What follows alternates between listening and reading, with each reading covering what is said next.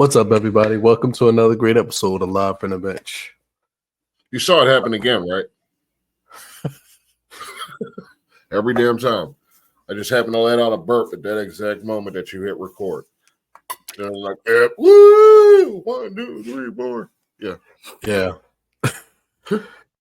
I'm your host, GQ, and I'm here with the co-host, Boulevard, or he's the host and I'm the co-host. It doesn't really matter. Who cares about the formalities? We're both the host. Yeah, we are. He's the host. I'm the host. You're the host. We're all hosts. If you're not watching, you must be burnt like toast. Oh, bars. Nice.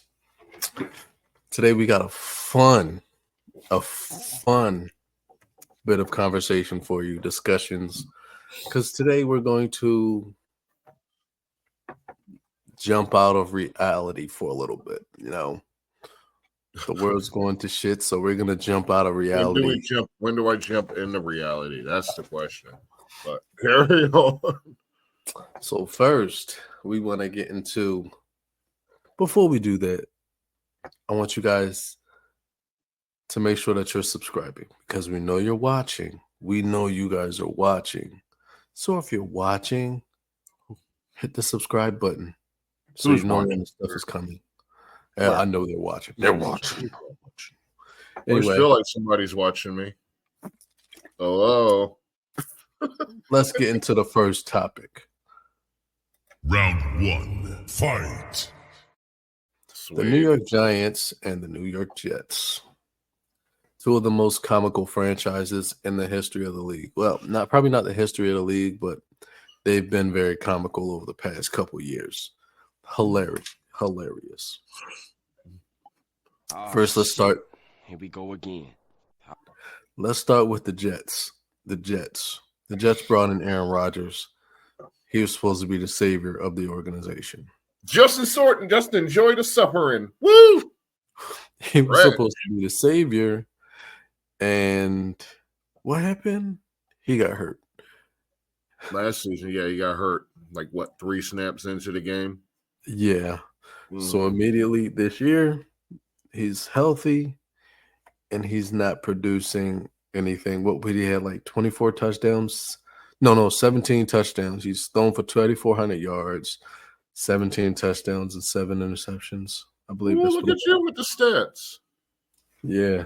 Went out to numericals and shit. And I'm just like, this is Aaron Rodgers. He's supposed to be the savior, and the savior's not going to get you that. He's putting up Jalen Hurts type numbers. Not with his legs. Yeah, that part. And they're doing everything in their power to bring everything around him to be successful, and it's not working. And then information's come out that, like, who's behind what. They're saying that Woody Johnson's been doing the whole Jerry Jones type thing. He basically didn't like Aaron Rodgers. He wanted this bench Rodgers for Tyrod Taylor. So that's pretty fun. I mean, I like that idea. I like Tyrod Taylor. But so what happened when he tried to bench him? I'm already aware, but this is for them. Oh yeah, so Woody Johnson wanted to bench Aaron Rodgers to start Tyrod Taylor. The coaches were like, "No, don't do it." So he fired Robert Saleh. Yeah, they still feeling the burn from that one. They fired Robert Saleh. Well, let's go. Let me go back to my list because it was a lot. He's got a whole list. Johnson, you just made the list. He fired Robert Saleh because he didn't want to bench Aaron Rodgers for Tyrod Taylor. He didn't say anything to Joe Douglas about it. He just was like, "Hey, you're fired." He ain't got to. It's his team. He don't. But that sets a very bad precedent as an owner of the team if you're doing stuff without consulting the GM, who's basically it's going to be his job on the line.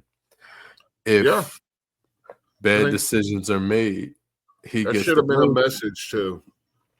Yeah, that was basically a message because should have been a message to Douglas that holding his feet to the fire. Your ass is just not right. and I'm going to get the mower. So, and it's a bit of foreshadowing because what happened? Joe Douglas was fired. good. So they fired Joe Douglas after firing his head coach and demoting his offensive coordinator. Yeah. So All good strategy and for a also team last in the season, middle of the season. in the offseason, Joe Douglas did attempt to re-sign Bryce Huff. And Woody Johnson was like, nah, not That was really. probably not a great move. Yeah, I don't know how I feel about that part. But he also was blocking and he was refusing to negotiate with Hassan Reddick, and we saw how that played out. That was just unattractive and disgusting.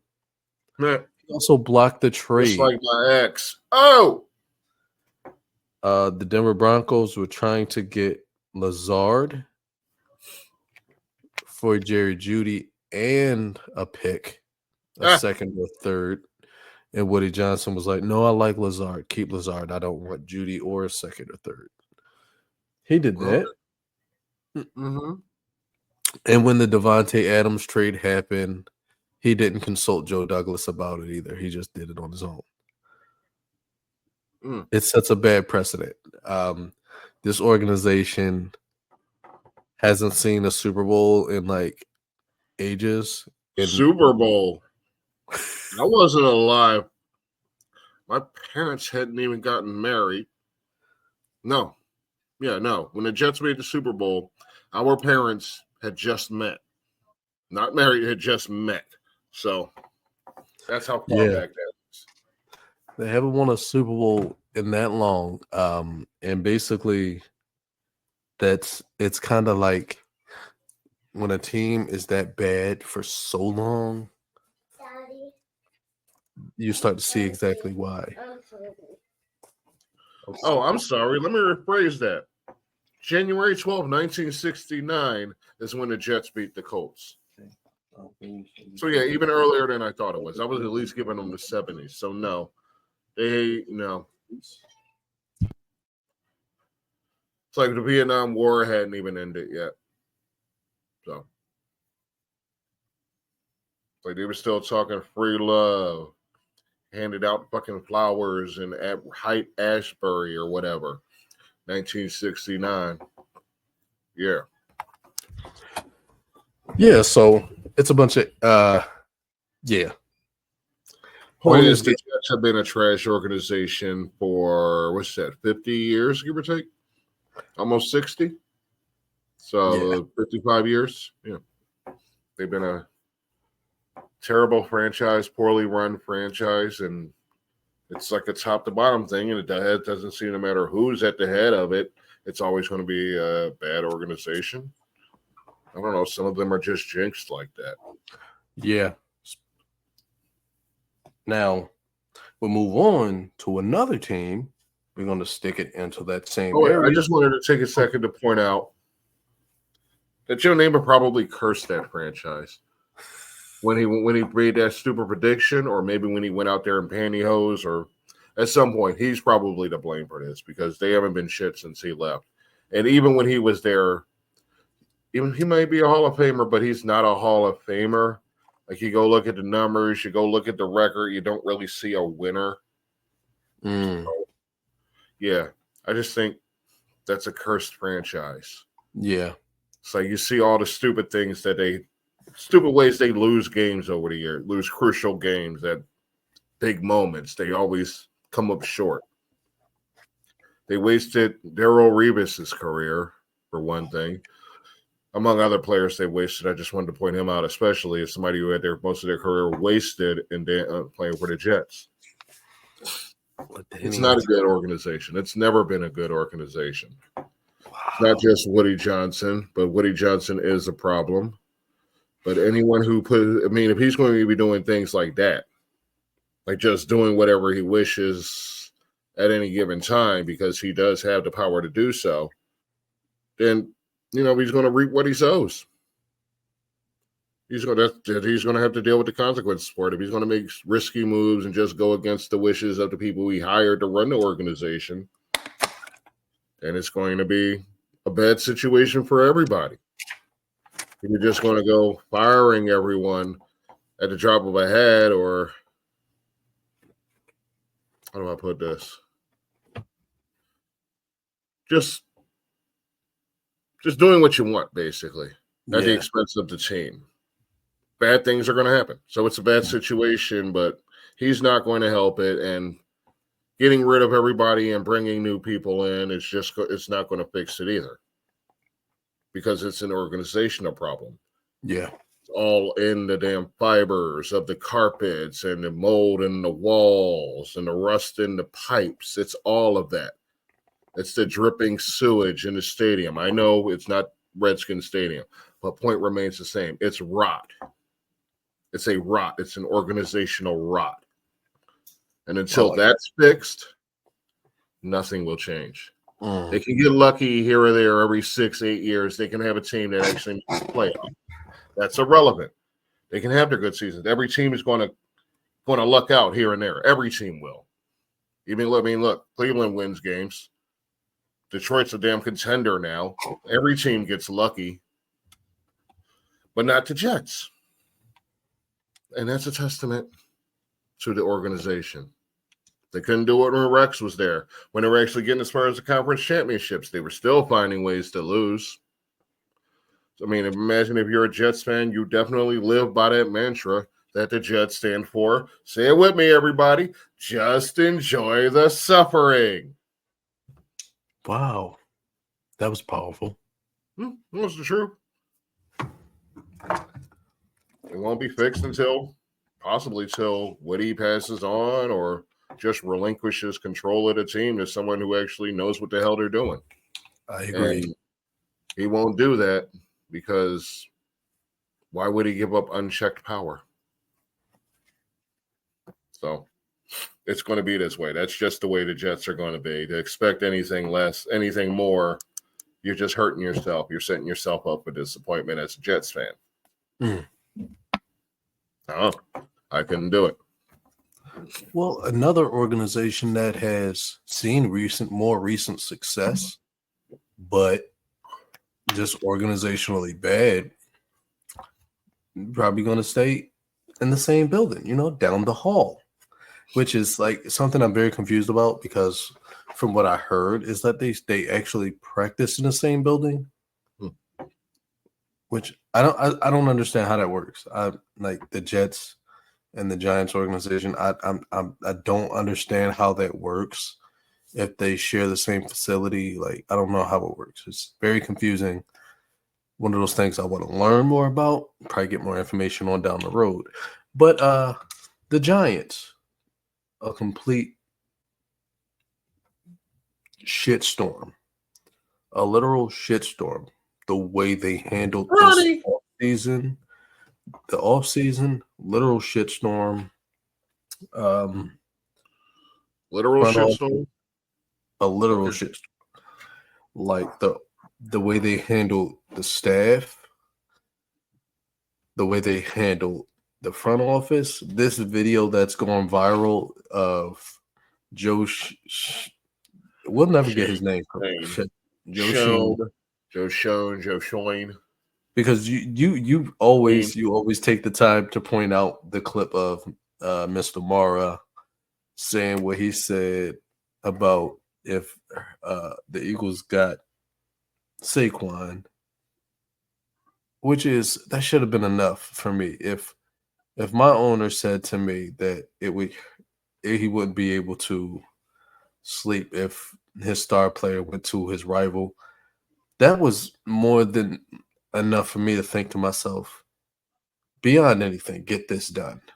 I mean, I think the owner's definitely sending you the message at that point that cannot happen. That's.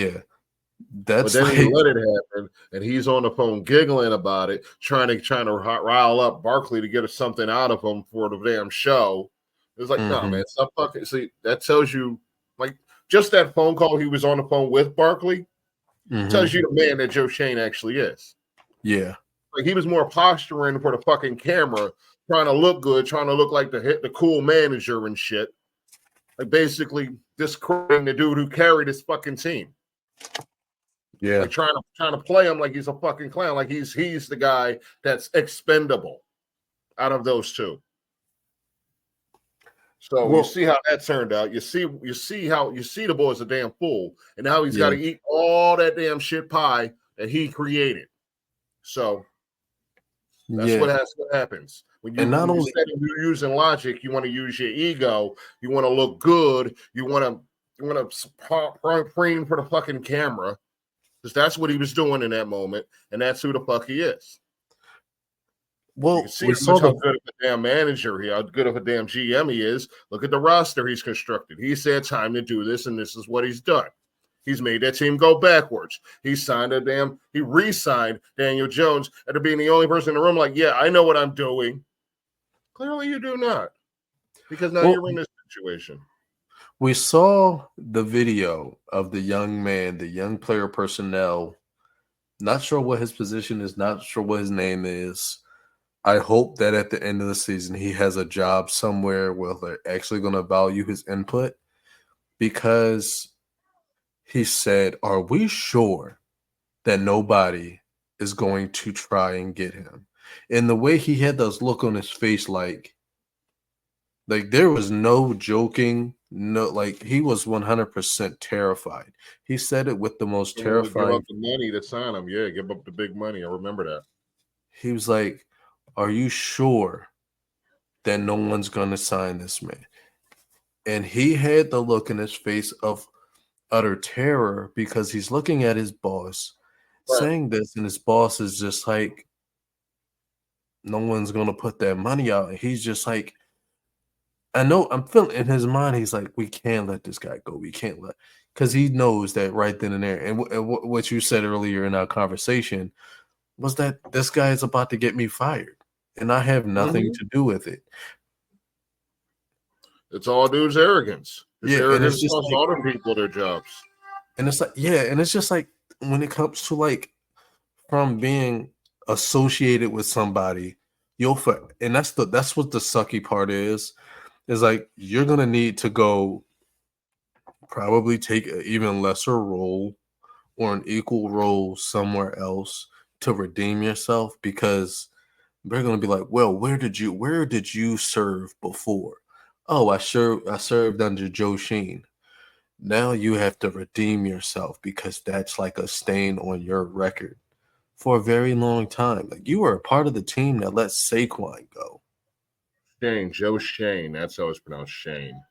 You're going to be a part of the organization that let Saquon go to the Eagles and win a Super Bowl. That's what they're going to be remembered for. And I would hate for that to be my identity. I would hate for that to be who I was. And it really sucks. It really does suck. And then not only that, is Brian Daboll looks like he lost control of whatever he was supposed to do.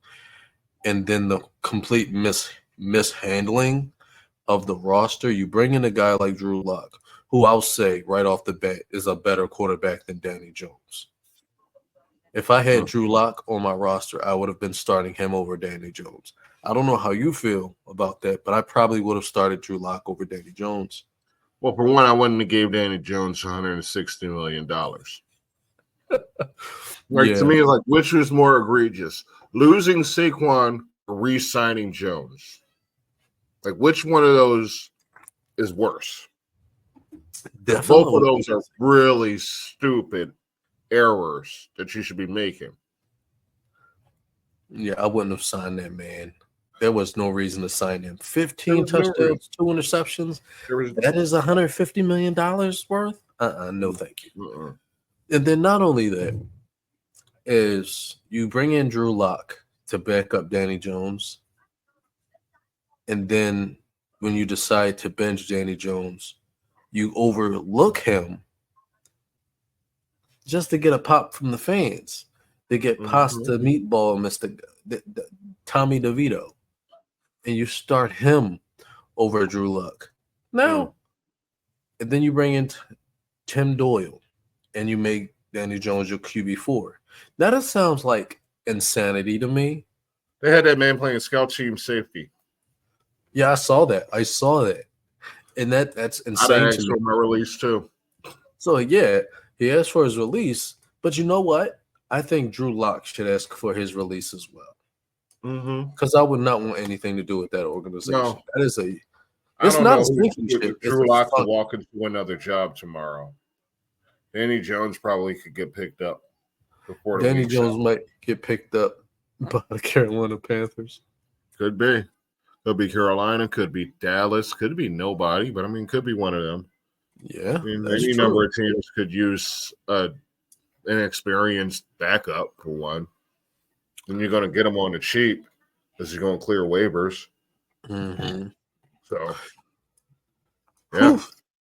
Yeah, it's very sad. I don't know. It's like when you Yeah. look at organizations and just bad because we talked about Chicago being horrible, a horrible Mhm. organization, and you Mhm. want to put it on with a quarterback. You got to blame the organization. Yeah. That's a bad Teams are organization. like that.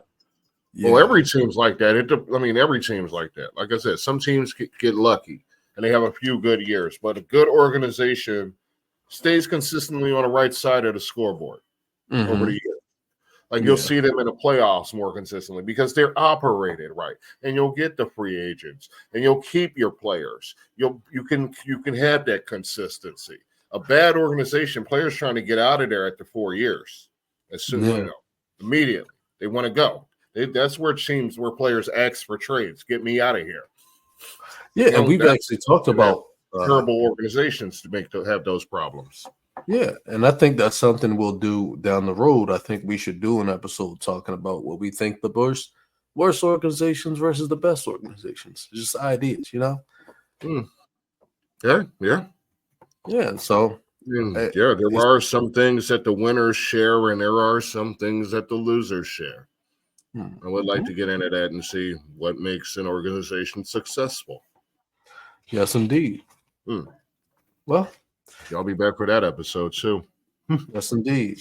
Now it's time for another bad organization. Round 2, fight.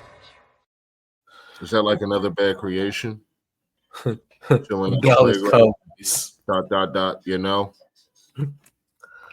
First, before we get too deep in the Cowboys, I gotta ask one question: are the Cowboys tanking? Not on purpose.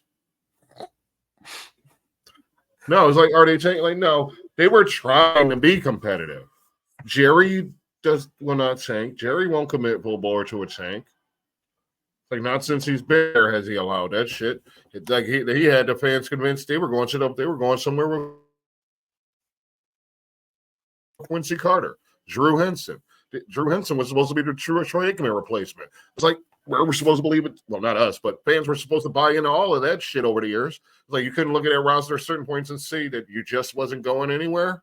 Quincy For Carter. example, this season, could they not be realistic enough to see that this was not a team that was actually going to do anything?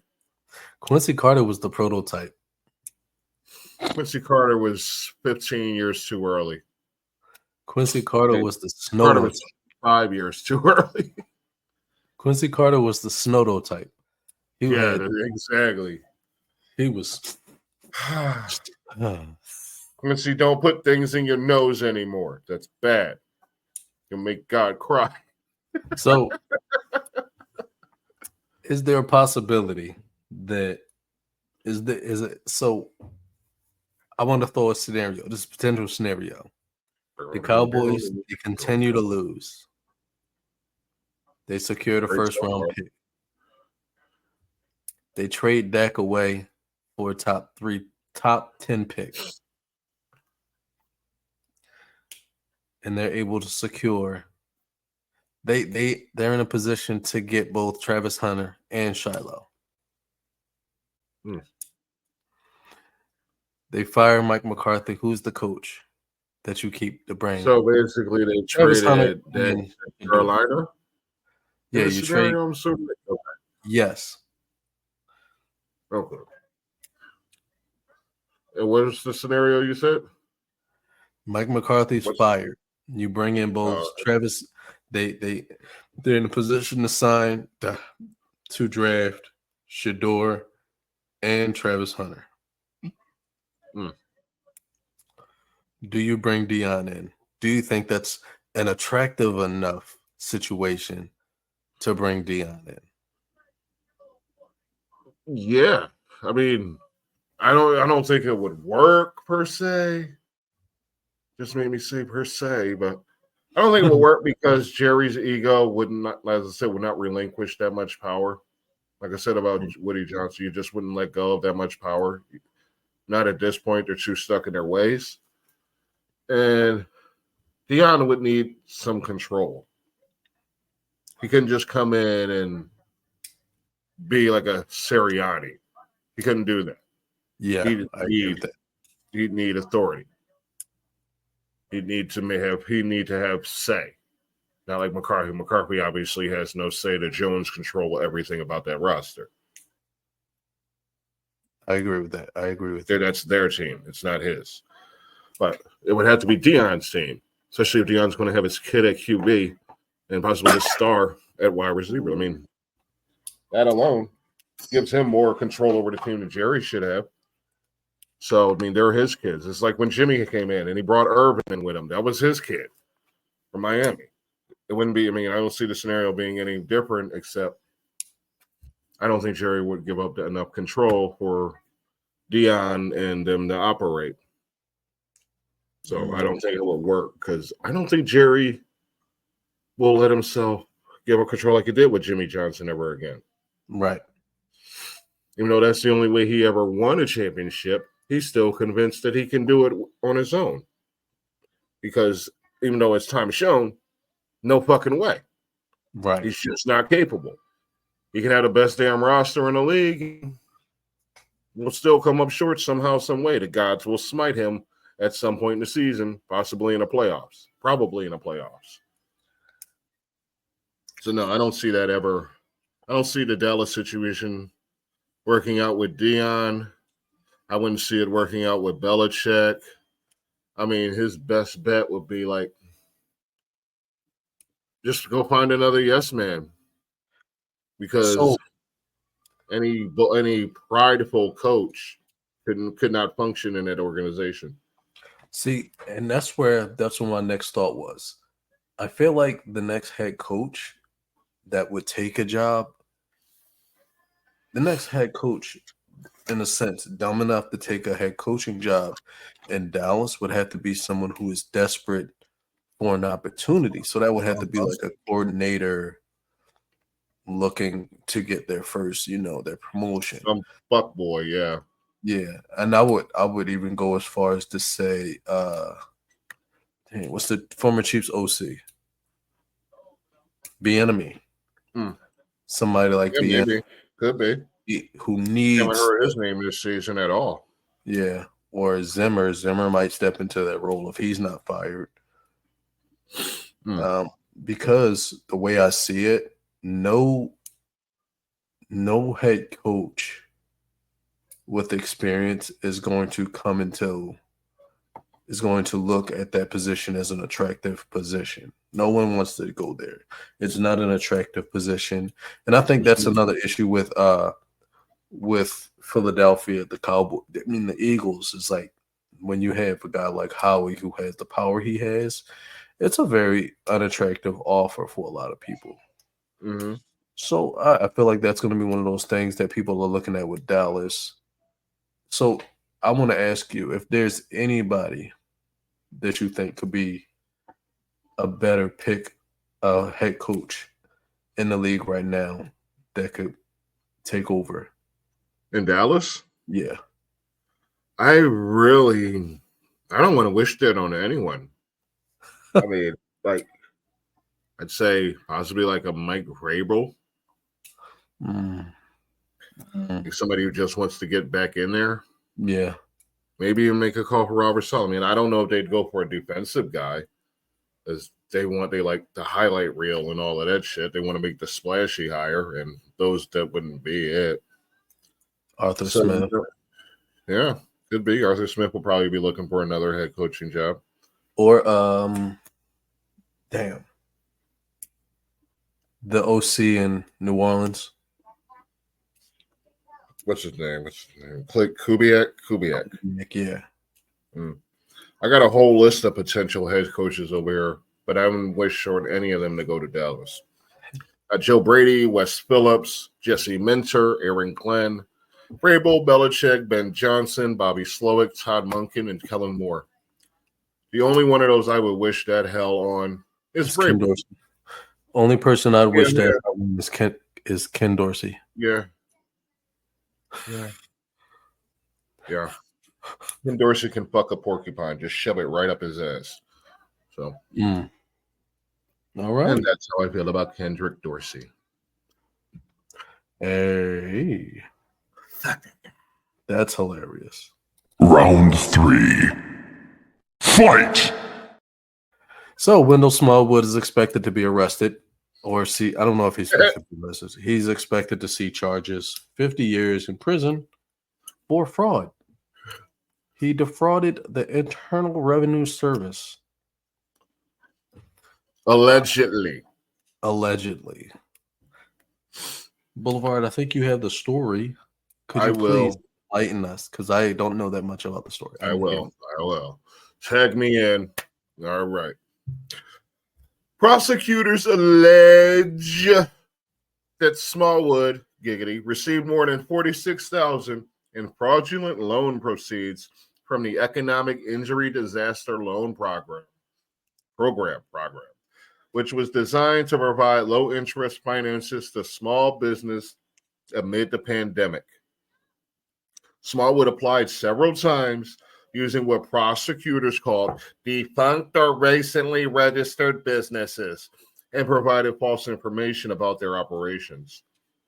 As a result, the SBA approved loans of $15,000 and $30,000 for Smallwood-owned businesses. The loans were allegedly not used for business expenses, and Smallwood instead used them to fund checks, transferred them to personal checking accounts as well, court documents indicate. He was accused of conspiring with another person, not named in documents, to fraudulently apply to the PPP using the names of 13 different people between March and May 2021. They submitted, allegedly, fraudulent applications that resulted in more than $269,000 in payouts. Prosecutors claimed that Smallwood received kickback payments of $4,000 to $12,000 from the people named in the applications. Oh, I get it now. Okay.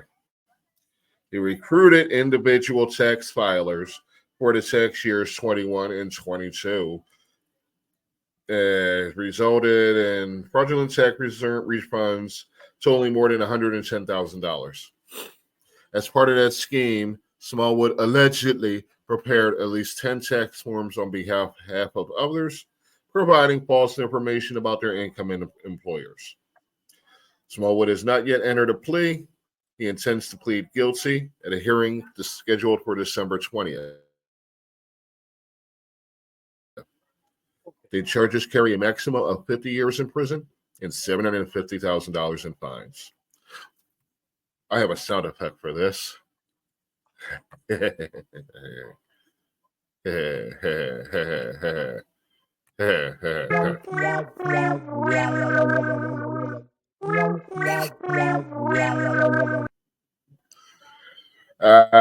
dumbass. Yeah. What in the idiotic fuck is what is wrong? See, now it pisses me off. For one, Wendell Smallwood, you said you didn't like the Eagles. You got signed by the Eagles, and like you rep Philly, like you rep the Eagles because nobody else will claim you. Yeah, facts. And then you do stupid shit like this, and here's the reason why I'm pissed off is because I had a business that was affected by COVID, and I could have gotten the PPP loan, but I didn't feel like I deserved. I didn't feel like my business needed to go out and get that PPP loan. I felt like there were more deserving businesses, so I didn't do it. So now that it's like I could use stuff like this for my business, for our business, Boulevard. And it's just Yeah. like when I LFCB can use a PPP loan. like it is just like when you see stuff like this Yeah. happen, it really bothers me because it's just like this is the type of shit. I'm sorry. It's the type of shit that fucks it up for everybody. So I know he was an Eagle. I knew I was a fan, and I know Somebody had to be. I sure as shit wasn't. but I'm gonna say this: you deserve everything you get for this. Yeah. If you're pleading guilty, you did it. Plain and Yeah. simple. He already So, made peace with his fate. yeah, He know and he did it. If he admitted guilty, he know he did it. So he deserves whatever he gets for that because there's certain things you just don't do. You just don't mess around with. So, well, one of these days they'll get Brett Favre for what he did, but we'll see. we'll see if he doesn't get signed to Mr. Person's cabinet. Stop letting people just rip off the damn state because there's people that actually deserve this shit and are struggling out there. Absolutely. So, but on a lighter note, or more comical note, a question that was posed today: is Joe Burrow an MVP candidate? Ew. Who made that question? I want to smack them and kiss them and smack their ass again. Here's my response, and it's very simple. Not this year. Not this year. Gal, I just have you don't seen his numbers? I don't care about his numbers. He's not the problem. I didn't say he was the problem. The problem on that team. It's not him. I 100%. I know who the problem is. It's Zach Taylor. I haven't liked Zach Taylor in at least 4 years. I have not been a fan of him for the past 4 years. So I don't think he's a problem either. It's not Joe Burrow. I think Joe Burrow is a great quarterback. He's not the MVP candidate this year. Last year, yeah, he probably was. I think if you want to look at MVP candidates, you look at Jared freaking Goff. Jared freaking Goff. That guy is playing like a man's possessed. Yeah, he's on the list. Jared Goff's definitely on the list for candidates. Joe Burrow's somewhere there. I don't have it on because I don't want to look for it. But oh hell, keep talking. I'll look it up.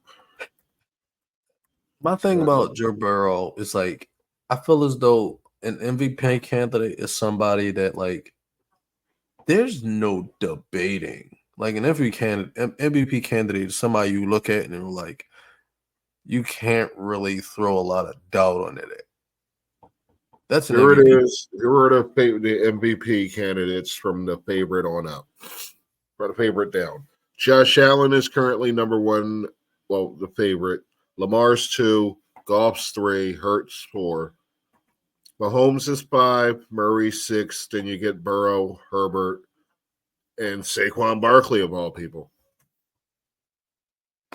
So he's in the running. I mean, he's 7th currently or tied. That works. I don't disagree with that. I don't disagree with that. So he's not likely to win. He's not the favorite to win anyway. But he's about where he deserves to be. He deserves to at least be recognized for the season he's having. Yeah, I agree with that. I'm not gonna. But yeah, I don't deny that. I think that's where he should be.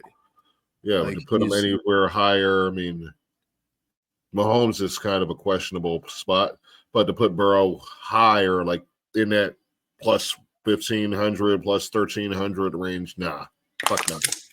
Nah, he's not there. So yeah, he's not where he belongs.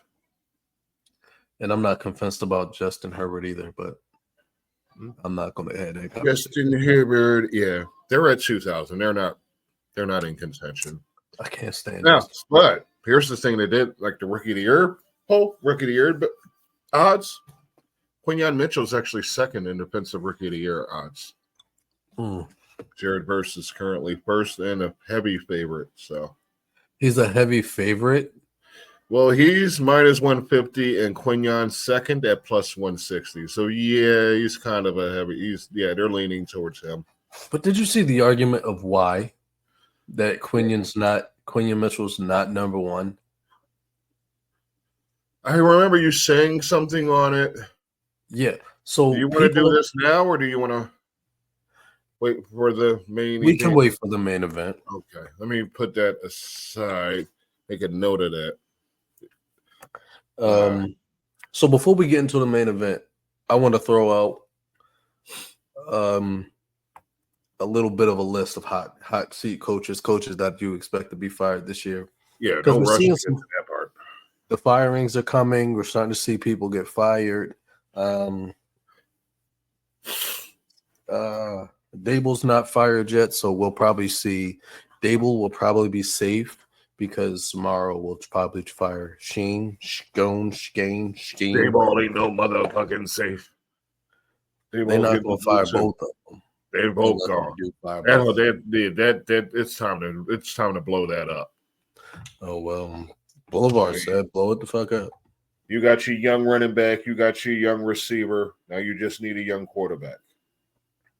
You got the piece. You've got something building on offense. You've got a few young pieces on defense. Yeah, just lean into the rebuild. Wait, who they running back? Oh, Tracy. Okay. I mean, I don't think he could carry it on his own. He's not a 3-down or no shit like that, but he's no Saquon. Yeah, he's a strong piece to have. He's better than Wendell Smallwood. Huh? He was a wide receiver, and he only switched his position to running back because he wasn't getting reps in college. Yeah, makes sense. It's interesting how that gotta works. get in where you fit in down there. Shit. All right. So my list, Doug Peterson. So that means Trent Baalke's safe. Would you say Trent Baalke's safe? Hell no. Then he just re-signed Trevor Lawrence. I'd say Doug Peterson and Trent Baalke. They go on my list. Would you agree? Yes. Fire both. We just made the list. Yes. Head coach and GM in Jacksonville. They both are fired. And I think they should do it live on AEW Collision. Yes. The big key play get a hold of them. Yeah. They gotta give them something to do. Also, someone else on my hot seat list, Eberflus and Ryan Poles. Fire them both. Fire Ryan Poles and Eberflus. They both are on my list. I've been saying this for a few years now. When you Chicago their Bears seats are. I know I'd find a use for that. I'll do it again. Their seats are. I know you Chicago fans hate me when I say this because y'all just don't want me talking about your guy. But at the end of the day, like, listen, it's not working. They're not doing anything for you guys. They're not like, I'm sorry, it's not working. You're not seeing your organization get better with these guys. So you have to move forward. Don't sit around and wait because you're going to end up screwing. You're going to screw Caleb just like you screwed Justin. Caleb has talent, and he can do a lot if you get him the right coach and the right GM that's going to put the right people around him, not just people that are aged the hell out like Keenan Allen. Like Keenan Allen has his uses, but you need to get something else. You need to get something that he can build around, and he's not going to get that under a coach like Eberflus, who doesn't even know how to find his own asshole. So, I'm sorry. I don't mean to be. He doesn't. Maybe he doesn't know how. Maybe he does not seem to know how to coach very well. So yeah, and I feel like because at this point, I mean, he's not a good coach, but his GM is not a good GM either. They're not very good at. And this is exactly what I was talent in the draft. Like they haven't been good drafters either. It seemed like that. Who really can't get free agents because they got a history of futility. Like you got to win in the draft, and they can't win in the draft. And as an organization, they're another one of those organizations who have just been a failure through most of their existence. So, I mean, they're the ones that have never had a quarterback throw 30 touchdowns, never had a quarterback pass for 4,000 yards. Yes. Like Yes. shit like that. Like it's just a failure of an organization. Yes. If it wasn't for the NFL propping them up, if that were a real business, it would have folded forever ago because they clearly don't know what the fuck they're doing. If it was a restaurant, it would have got shut down for feces just on the tables because it's a shit show. Like they would have had fucking maggots in the damn salad bar. Yeah. That's what's going on over there. That's the kind of organization they're running. It's sewage. It's just sewage leaking from that old lady, that 100-year-old lady that's all the way at the top because her husband died. Now she owns the fucking team, but someone can't find the asshole. Pretty sure she got the fucking Alzheimer's, the dementias, all that shit. Because she's 98 years old. She don't know. She probably think it's still Jim Crow era. She should not be running no. So they got to give her a proxy because she's a fucking old senile lady, and that's the owner. What is she going to do? Like, how are you going to operate when the owner doesn't know what the hell is going on? Like, you have to yell at her, Virginia. Like, that's how you got to get her. You got to get up. You got to do that shit up close. Like, you got to really lean in. She elderly as fuck. Oh, I mean, that's the lady. That's the top of the fucking round. That's the top of the pyramid. So like she's just sprinkling her wrinkles and her fucking skin flakes down on everyone else. Her saggy fucking parts dropping on Ryan Poles' head. He can't see in a damn drop because he got saggy old lady boobs on his head. Because they done fell from the top of the organization down on him. I don't know what the hell I'm talking about. But it's a bad organization. yes. Like it doesn't matter what we can point to any spot on that damn corporate ladder. You're gonna find a flawed fucking employee who's not helping him in a positive light. So Okay. I have Brian Callahan in Tennessee. absolutely fuck that guy. Yeah. Brian Dable and Joe Sheen. I'm gonna keep saying his name wrong. I don't care if I do. It's Shane. No, it's Shane. It's like Shane, come back, Shane, but not to New York. Okay. Dable and Skane. Skank, Joe Skank. And Canales, the guy who took a position when he shouldn't have. He should have just stayed in Tampa. There's no reason to take this position. You just want to be a head coach. Yeah, and maybe he could end up in Dallas. Yeah, I mean, maybe. that desperate to be in charge, you'll go to the worst team in the league by far. Like, what do you really expect to happen? You go to a team that won like what, 4 games in the last 2 years? It's like, yeah, I could turn this team around. Like, no, the fuck you can't. You ain't even got a quarterback. You ain't got a quarterback. You barely got a damn running back. I can turn this team around. I mean, Jonathan Brooks was injured. Chuba Hubbard. Chuba. Yeah, like the jury's still out on him. Oh, no, nobody. No first-time coach should have been over in Carolina. That is not a spot for a first-time coach. I agree, 100%. Yeah. Right now, you need somebody to go in there and establish a culture. Yeah. To set the damn rules, to be the adult in the room. So, and you're not going to get that out of a first-year coach. You need a disciplinarian. You need somebody that coaches and players will shut the fuck up and respect. So there's only one man that can coach the Panthers next season. And his name is William Belichick. Won't happen. That won't happen. I mean, you're talking about giving somebody power? They can give him all the power he wants. Tepper won't do it. Tepper won't concede control. That's why there's such an. He needs to sit in a press box and get drunk. That's all Tepper needs to worry about. And they said that's the reason why that organization is going to continue to fail, because he won't give up power. He won't give up operational control. Well, no, obviously for all that money, he ain't learned. He ain't seeing what ain't working for the other companies, other organizations. So if he's going to make the same mistakes, he's going to get the same results. So yes, indeed. I'm just saying they need an adult over there. I agree. That can put their foot in somebody's ass and set everybody on the right path. I agree. Ladies and gentlemen, this is the main event of the evening. The Eagles and the Rams will collide God, it looks this so Sunday night on Sunday Night Football. Woo! Thinking about doing a live stream for that. I don't know. We'll see. Really? Yeah. Well, we do have a Let's live just- stream next week. But Yeah, we do. We do. yeah. You'll see the post up. We're not going to give you guys too much on that. Just Yeah, look y'all out. steal ideas. go. Fucking excuse me. I feel like this is probably one of the top most important games, and this is definitely going to be a challenge for the Eagles. So, Mhm.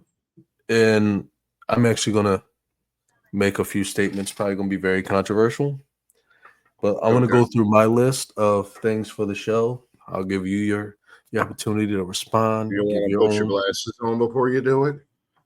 Make it look No, I don't know where unprofessional. they are. Not I have a have headache. no idea. That's irresponsible. That's why I'm the Chicago Bears head coach. Ah, I do not know where my glasses are. I'm sorry. well, that is crazy. Jalen Hurts participated fully on Thursday. I don't know what they did today because I wasn't paying attention. Devontae Smith will miss this weekend. That means Jahan Dotson, Jimmy Smith, and the tight ends. No, Jimmy Johnny Smith. Wilson. Johnny Wilson. Oh, They have to step up and fill that void. Enos Smith. I don't Aeneas. care about Anus Smith. Aeneas. Anus Smith won't be on the team next year. No. Especially if Covey's healthy. Yeah, I'd be fine with neither of them. I mean, at least one. I know just Wilson, Anus. There's at least potential there. Yeah, there's potential there. Like you're not going to get much more than what you've seen out of Covey. He's not going to surprise anyone. I think this is important for everybody to understand that the Rams have won the last 4 out of 5. Puka and Cup are both healthy. Mm-hmm. That's going to be a problem for Philadelphia because, this is what needs to happen. We need to see Quinyon has to stay locked down. Like it has to stay Guantanamo Bay. It has to stay there. That's where Puka Nakua is going this week. Yeah, and then he's got to face the warden of Guantanamo Bay. Yeah, and Reed Blankenship has to stay greedy, trying to try to get another get turnovers, because that's going to be the difference maker in this game. They have to be the defense that stops stuff. And unfortunately, I'm going to make a controversial statement. I think this might be the game where Quinyon Mitchell allows his first touchdown. Could be. Puka's a beast. Yeah, and they love getting him and Cooper the ball, really, because there's no one else they can get it to. Yeah. So this is what I think the Eagles have to do to win. They don't change what they've been doing offensively. Don't stop. Continue to run, and run. Run.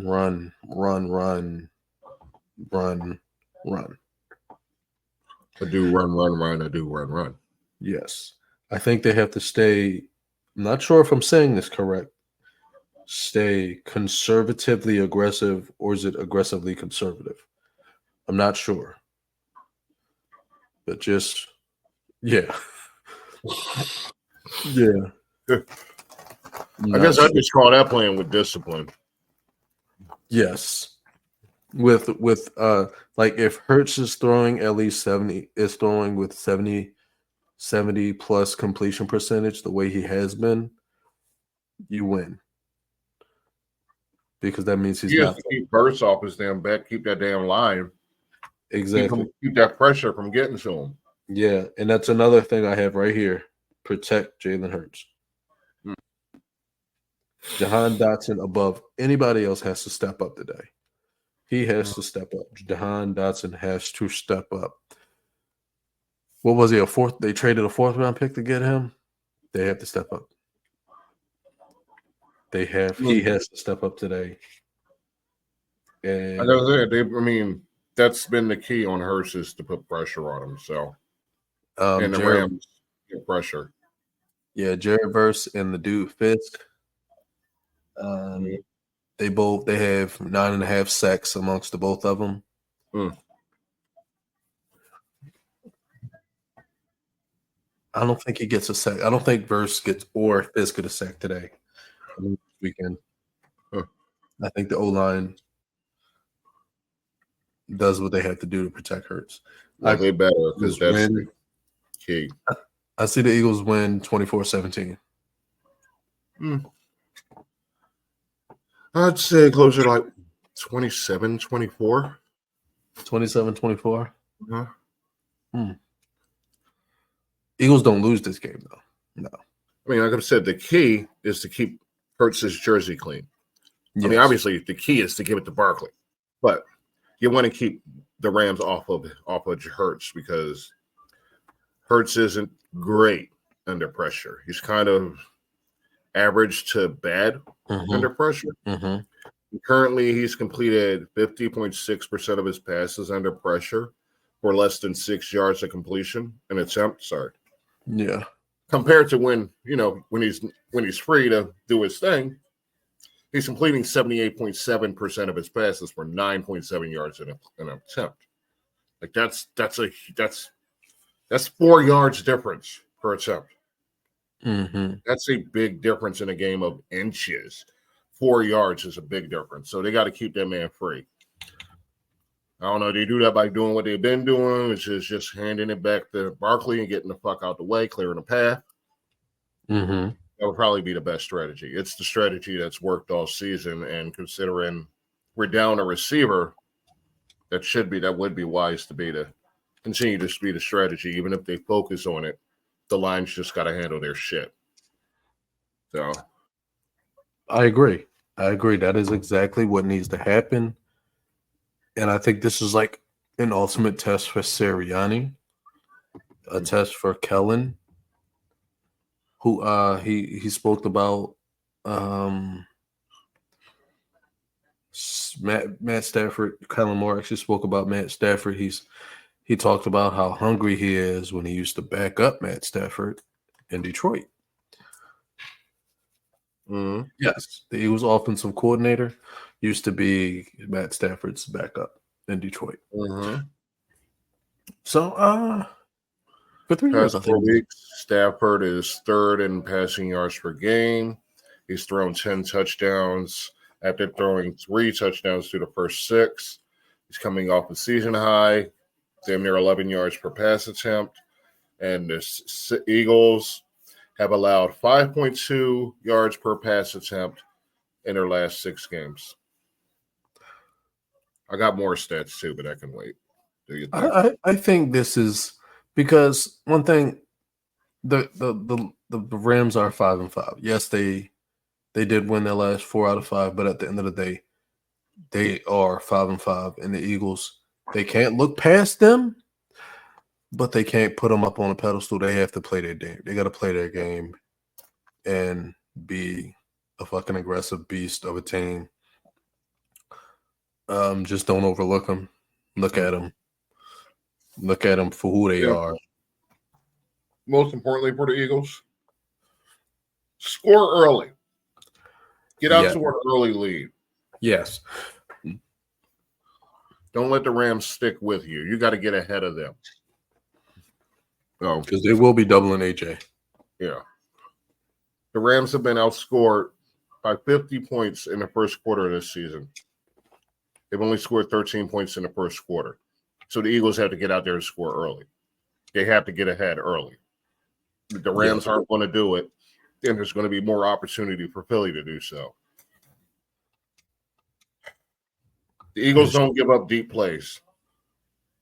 That needs to continue. They have to contain those receivers because they don't really need to focus on anyone else. They need the receivers are the concerns. Yes. I mean, Williams is solid, but the focus is on those receivers. Everyone else, you can do what the defense can do what it does. Sorry. I think where the biggest concern is where those extra guys like Cooper DeJean can help. Because one thing about Cooper, Kupp, and Puka Nacua, they're going to beat you on those short routes, like Yes. across the field. Like they're going to make you chase them across the field. So I think they just it's got to be a solid way they pick those up, because that's where you're going to see where Cooper Kupp and Puka Nacua beat you. Is like getting those catching those passes in stride, going across the field and picking up those extra yards. I feel like Philly has to eliminate that. And this is a good test for because I don't think they played against a solid receiving duo. I don't think they played against a very good receiving duo besides Olave and Shaheed. Yeah. Green Bay's okay. Washington's okay. No, I guess not. Not as dominant compared to these two. No. Yeah. No. Like these guys will come out there and embarrass you. They gotta score early, and they gotta cause turnovers. Mm-hmm. Cause turnovers. You get that turnover, you can deflate it. You can deflate a team. So on paper, it looks like a trap game. The Eagles have 22 more plays of 20-plus yards than their opponents. That's crazy. Saquon. They get them big plays. And that's what's going to happen. If Saquon gets open, when Saquon gets his big plays, AJ's going to get his big plays. Mm-hmm. It's like, I mean, I know the Rams are a solid team, and you can't overlook them, like you said. But I see no reason to think that the Eagles shit won't continue. Oh, absolutely. That said, I want to go back to the Quinyon versus Jared Verse thing. That's one of the things to watch in this game. Which rookie stands out more? Which rookie separates from the other one? Because that's one of the things that's on the line here is Rookie of the Year, Defensive Rookie of the Year. When you got the top two candidates right there in this game, that's just something to keep an eye on. It's like a sub-story, a story within a story, meta, I guess. I don't know. But something to keep an eye on. So that's one of the things that's been bugging me over the past week. It's Jared Verse's number one with 4.5 sacks, but Quinyon Mitchell's number 2. And what a lot of people are saying is, why isn't Quinyon Mitchell?